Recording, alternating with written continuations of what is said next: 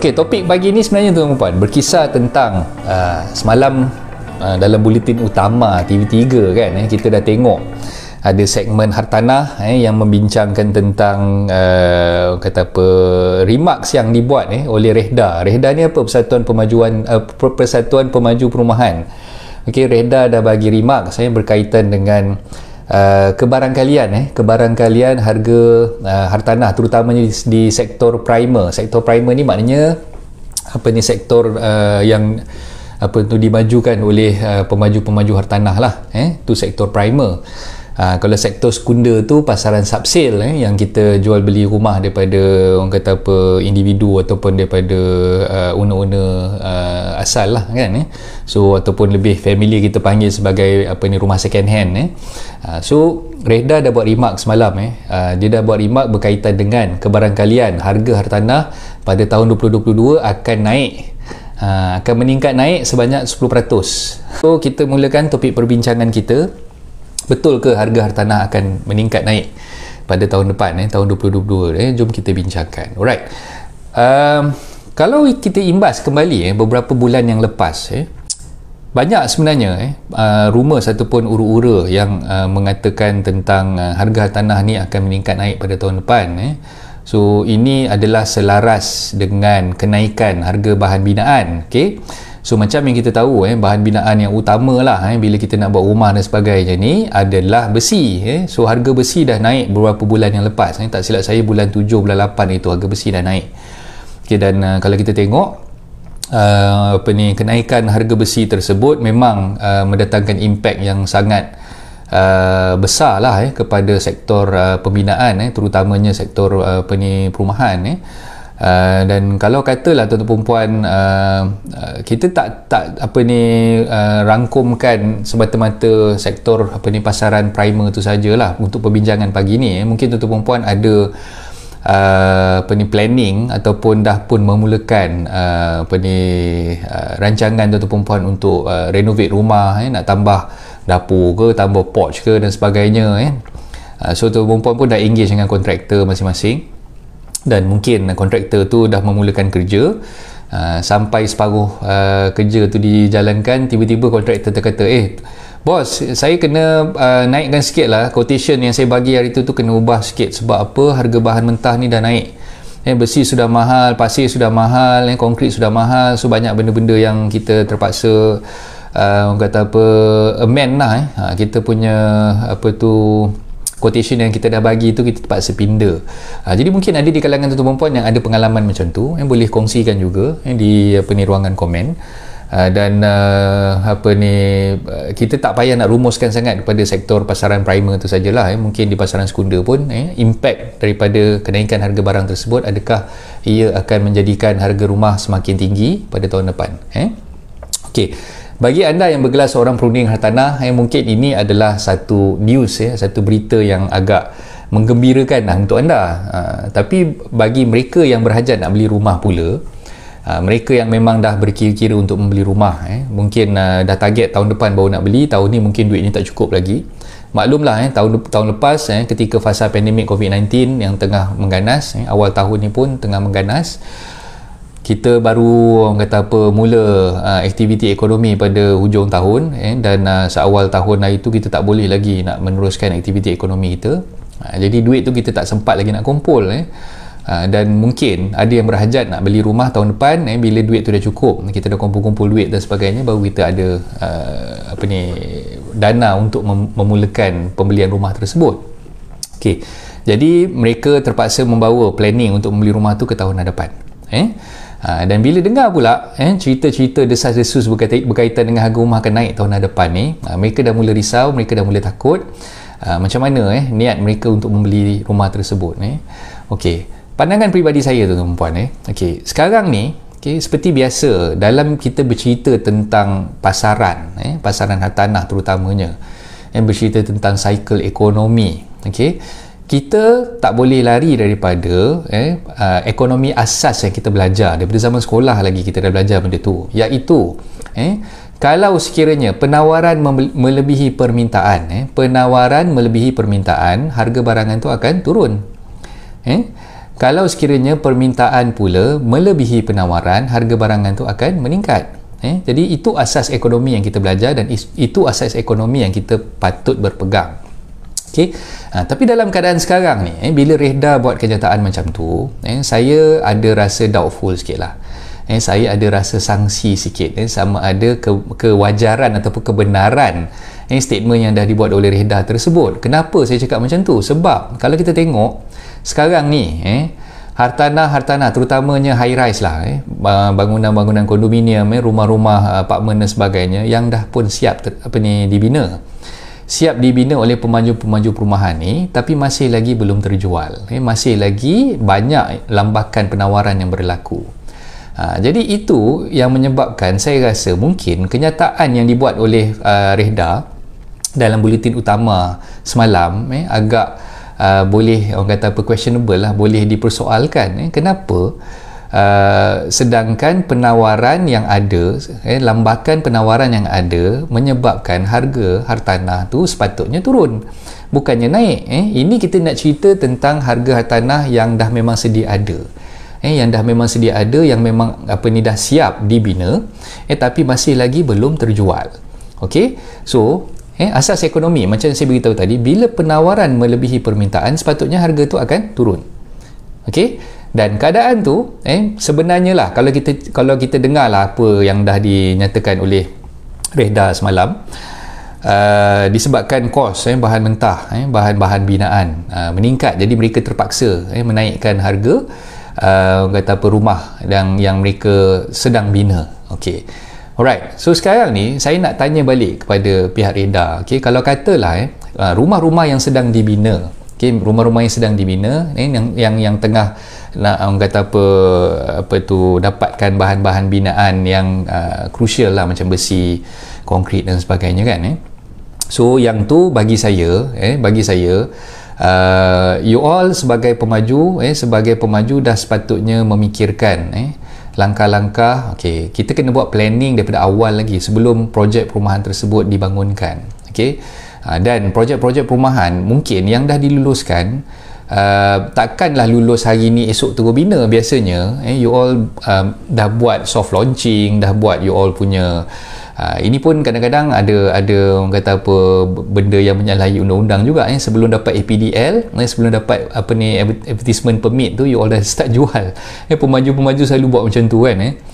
So rumah-rumah yang sebenarnya yang nak dibina, bukannya hari ni dapat lesen untuk jual, hari esok terus jual, tak. Biasanya diorang dah advertise tu awal, dah tarik minat bakal-bakal pembeli tu awal. Dan kalau kita cerita projek-projek yang sedang dibangunkan sekarang ni, projek-projek yang dah dibangunkan ni bukannya hari ni orang kata harga besi naik esok you all akan terus boleh naikkan harga begitu saja. Sedangkan bila kita dapat APDL tu, kita dah pastikan harga ceiling yang kita nak letakkan untuk projek-projek perumahan tersebut, unit yang nak dijual tu harganya berdasarkan pada harga yang telah diluluskan, berdasarkan pada APDL tadi itulah kan.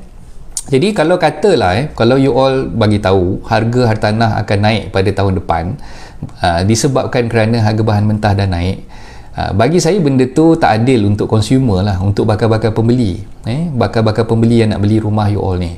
Okay, sebab apa? You all kena faham, pemaju-pemaju ni kena faham, kita kuasa membeli rakyat. Okay, sekarang ni kita cerita kuasa membeli rakyat lah, dengan gaji yang ada sekarang, dengan pendapatan yang ada sekarang, dengan masalah rakyat lambakan rakyat yang masih lagi tidak dapat bekerja dengan seperti biasa, yang tak boleh nak berniaga seperti biasa, yang menghadapi kekangan untuk mendapatkan pinjaman daripada bank dan sebagainya. Sepatutnya ni saya nak bagi pandangan saya lah. You may agree to disagree lah. So kalau ada mungkin pemaju-pemaju yang sedang tengok segmen Cerbitan Pagi secara live ni, mungkin anda ada pandangan anda dan tak selari dengan pandangan saya. Okay, kalau anda menaikkan harga rumah, anda construction yang anda tengah bina, definitely rumah anda tak akan dapat dijual. Definitely pandangan saya, rumah anda tu memang akan jadi cerita macam lebay malang lah, orang kata kan. Dah lah rumah yang dah terjual, rumah yang dah siap tapi masih lagi tak terjual tu dah melambak kan. rumah yang tak terjual tu dah melambak. Ini rumah baru yang you all tengah nak tengah nak develop, yang under construction ni, you all nak naikkan lagi harga disebabkan bahan mentah tu orang kata apa, tak boleh nak cope dengan harga bahan mentah dan sebagainya. So you all bayangkan, rumah yang ada, sedia ada, tak terjual, lepas tu rumah yang baru nak bina tu you all nak naikkan harga berbanding dengan harga yang sebelumnya. So logik akal sebagai bakal pembeli pun akan rasa, kenapa aku nak kena beli rumah yang lagi mahal sedangkan ada rumah yang ditawarkan lebih murah harganya, kan? Dan kesimpulannya di situ, apa yang saya nak sampaikan di sini, dengan kenaikan harga bahan binaan, anda mengambil jalan mudah, menaikkan harga rumah-rumah yang anda ingin jualkan, rumah-rumah under construction anda ingin jualkan. Setidak-tidaknya benda tu sebenarnya akan mencacatkan penjualan rumah-rumah yang under construction yang anda baru nak jualkan tu tadi. Sebab orang akan nampak, pembeli sekarang ni dah bijak, tuan-tuan dan puan, kepada bakal-bakal pemaju yang baru nak start projek dan sebagainya, yang dah berhasrat untuk naikkan harga rumah disebabkan oleh bahan-bahan binaan yang harganya makin meningkat ni. Pembeli sekarang ni, saya nak beritahu dengan you all, pembeli sekarang ni sebenarnya makin bijak.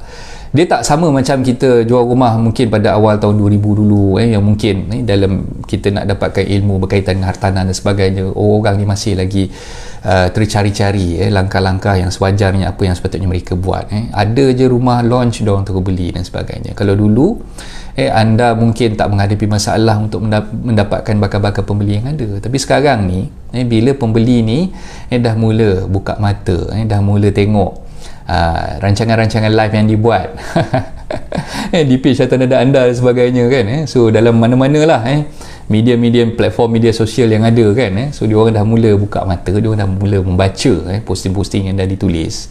Jadi pembeli-pembeli sekarang ni lebih bijak, jadi diorang tak semudah tu untuk kita orang kata apa, nak mengaburi mata mereka lah. Okay. Dan pandangan saya, kewajarannya tu tak ada. Kewajarannya untuk you all naikkan harga rumah disebabkan bahan binaan tu harganya naik, memang tak ada. Sebab you all sebenarnya dah plan benda tu, dan apa yang sepatutnya dibuat oleh pemaju-pemaju perumahan ni, you all kena pandai cari tempat, supplier-supplier yang boleh membekalkan bahan binaan lebih murah. Itu yang sepatutnya yang anda buat, kan? Janganlah cakap dengan saya, besi ni ada satu je company yang boleh orang kata apa, bagi supply besi kepada saya, tak ada company lain. No such thing. Banyak lagi supplier-supplier bahan-bahan binaan yang ada kat luar sana tu. You all kena cari, you all kena pastikan yang you all dapat bahan binaan tu dengan harga yang berpatutan lah. So bukan hanya depend pada satu syarikat saja untuk membekalkan besi dan sebagainya, kan? So itu antara perkara-perkara yang saya nampak, dan saya nak berpesan jugalah kepada bakal-bakal pembeli yang ada kat luar sana. Kalau anda rasakan bahawa pembelian rumah di pasaran primer tu memang harganya dah mahal, saya syorkan anda tengok di pasaran sekunder, pasaran subsale sekarang ni pun sama juga, Kalau misal kata anda tengok rumah-rumah yang tengah under construction, yang belum disiapkan oleh pemaju ni, mungkin dari segi desainnya, mungkin dari segi dia punya material yang digunakan, mungkin dari segi what we call finishing, dari segi dia punya town planning dan sebagainya, anda terpikat dengan penawaran yang dibuat oleh pemaju. Pandangan saya begini, kalau katalah anda nak beli rumah disebabkan semua faktor-faktor tadi tu, anda boleh tengok di pasaran sekunder, ada je sebenarnya di pasaran subsale rumah-rumah yang ditawarkan pada harga yang lebih murah, dan rumah tu memang dah siap, memang dah jadi dah rumah tu, tinggal nak masuk je, tinggal nak ambil kunci, nak masuk je, tak payah nak tunggu lagi, kan? Kenapa nak kena tunggu lagi 2 atau 3 tahun rumah yang baru anda nak beli daripada pemaju tu siap, baru anda dapat kunci? Kenapa anda nak membazirkan masa macam tu? Sedangkan rumah-rumah subsale pun banyak, lambakan-lambakan penawaran di pasaran subsale pun masih banyak, dan harganya jauh lebih murah berbanding rumah yang ditawarkan di pasaran primer. Jadi itulah kita sebagai pembeli ni kena bijak, tuan-tuan dan puan. Kita kena gunakan hak kita sebagai pembeli, sebagai consumer, untuk tunjukkan kepada pemaju-pemaju ni, sebenarnya akulah yang menentukan harga rumah, bukannya korang. Bukannya korang pemaju-pemaju yang menentukan harga rumah. Aku ni consumer, pembeli ni yang menentukan harga rumah. Kalau kau jual mahal, aku tak nak beli daripada kau, kan, kenapa aku nak kena beli rumah daripada kau sebab kau jual mahal, kan? Aku boleh beli daripada mana-mana tempat lain, daripada apa ni, subsale dan sebagainya. Owner-owner banyak yang tersepit, dan kita niatkan dua perkara, yang kita niatkan. Satu, untuk mendapat lebih penjimatan oleh kita sendiri sebagai bakal-bakal pembeli. Yang kedua, kita niatkan kita nak bantu penjual-penjual rumah yang bermasalah. Kenapa dia nak jual rumah dia? Mestilah dia tengah ditimpa masalah, kan? Orang kalau misal kata dia tak ada masalah, dia takkan jual rumah dia. Kalau dia sayang rumah tu, dia takkan jual rumah tu, kan? So kita tahu penjual-penjual di pasaran sekunder ni, di pasaran subsale ni, dia terpaksa menjual rumah dia sebab dia sedang menghadapi masalah. Jadi kita bantu dia, kan? Kita bantu dia untuk kita beli rumah daripada dia, dalam masa yang sama kita dah dapat harga yang kita nak, lebih murah berbanding dengan harga yang ditawarkan di pasaran primer, dan dalam masa yang sama kita dapat pahala juga sebab kita bantu untuk selesaikan masalah penjual-penjual tu tadi. Jadi itulah sebab tu tuan-tuan dan puan, mungkin tuan-tuan dan puan dapat jangka lah bila saya wujudkan page hartanah anda ni dalam mana-mana segmen secara live yang saya kongsikan. Saya jarang-jarang bercerita tentang projek. Saya jarang-jarang nak upkan orang kata apa tu, copywriting ataupun topik berkaitan dengan projek. So bagi saya pasaran sekunder ni lagi luas dan lebih banyak perkara yang kita boleh kongsikan di pasaran sekunder ni, di pasaran subsale ni. Dan tuan-tuan perempuan perlu bijak sebagai bakal-bakal pembeli. Tengoklah peluang-peluang yang ada, dan tak perlu risau pun, dan dalam masa yang sama, bila kita nak mencari rumah-rumah idaman kita dan sebagainya, ingat langkah-langkah, step-step yang saya dah pernah kongsikan kepada anda. Yang paling mustahak, anda beli rumah berdasarkan kemampuan anda, bukannya berdasarkan hawa nafsu anda, bukan berdasarkan kepada impian yang anda ingin capai, ingin kecapi dan sebagainya, tapi dalam masa yang sama poket tu sakit. Ikat perut. Sampai bila yang tuan-tuan perempuan boleh ikat perut? Katalah nak beli rumah, kemampuan kita dah cek 350,000 je, tapi rumah yang kita idam-idamkan tu, yang kita nak beli tu harganya 450,000, 100,000 bezanya. Cek dengan bank, ada bank yang boleh bagi DSR sampai 75%, 80%. So kita ambil dengan bank yang boleh bagi sampai 80% punya DSR tu, kan? So end up kita sendiri yang ukur baju kat badan kita, kita tahu berapa kemampuan kita. Takkanlah hari-hari nak makan nasi lauk kicap dengan ikan masin je, kan? Selama 30 tahun, kalau berhutang 30 tahun tu, berkorban apa saja disebabkan nak dapat rumah yang 450,000 tu tadi, kan? So beli berdasarkan kemampuan, dan tengok option-option yang available di luar sana sangat banyak tuan-tuan, dan tugas tanggungjawab saya bila saya wujudkan page hartanah anda ni adalah untuk memastikan yang tuan-tuan perempuan celik ilmu hartanah, tuan-tuan perempuan tahu hak tuan-tuan perempuan sebagai bakal-bakal pembeli dan juga penjual, dan tuan-tuan perempuan sepatutnya menggunakan peluang ini. Peluang yang bukan datang selalu dalam keadaan sekarang ni. Peluang ni datang tak lama pun. Kita jangkakan mungkin akan datang ni bila permintaan tu melebihi daripada penawaran, harga tu akan meningkat semula. Dan kalau kita kembali kepada topik yang kita nak ceritakan pada pagi ni, adakah wajar kenaikan harga rumah disebabkan bahan binaan tu naik? Bagi saya benda tu hanyalah cakap-cakap yang nak menakutkan bakal-bakal pembeli sahaja. Itu pandangan saya lah secara peribadi. Tuan-tuan perempuan may agree to disagree. Mungkin ada yang bersetuju dengan saya, ada yang tak bersetuju. Dan sahabat-sahabat perunding-perunding hartanah, berhati-hatilah bila kita buat apa-apa penulisan atau apa-apa copywriting yang mungkin kita plan, kita nak tarik minat bakal-bakal pembeli ni berurusan dengan kita. Pastikan yang kita buat copywriting tu copywriting yang memang sahih, copywriting yang kita dah buat berdasarkan kepada kita punya what we call due diligence. Kita dah check fakta tu betul atau tidak dan sebagainya, dan kita fikir secara logik. Kita letakkan diri kita sebagai bakal-bakal pembeli tu tadi. Adakah penulisan copywriting yang kita buat tu boleh membantu bakal-bakal pembeli tu untuk buat keputusan, ataupun sebaliknya, bukan semata-mata untuk lakukan rumah yang kita nak jual tu saja. So itulah bagi saya yang penting niat kita nak bantu seramai mana boleh, seramai mana yang boleh masyarakat membeli hartanah, itu yang paling mustahak, bukan semata-mata nak keuntungan, bukan semata-mata nak dapatkan komisen daripada penjualan rumah-rumah yang kita ada. Okey, so itulah nasihat saya sikit banyak pada hari Jumaat ni. Jangan lupa hari Jumaat banyakkan berselawat, banyakkan bersedekah, banyakkanlah kita membaca Al-Quran, supaya insya-Allah kehidupan kita lebih mendapat keberkatan. Dan insya-Allah saya doakan tuan-tuan puan semua dipermudahkan segala urusan, dimurahkan rezeki, dan dapat membuat keputusan sama ada nak membeli rumah yang macam mana dan daripada siapa, dan praktikkanlah apa-apa ilmu yang saya dah berikan, supaya tuan-tuan puan lebih mudahlah untuk memiliki hartanah yang diidam-idamkan, insya-Allah. Itu sahaja daripada saya. Assalamualaikum warahmatullahi taala wabarakatuh.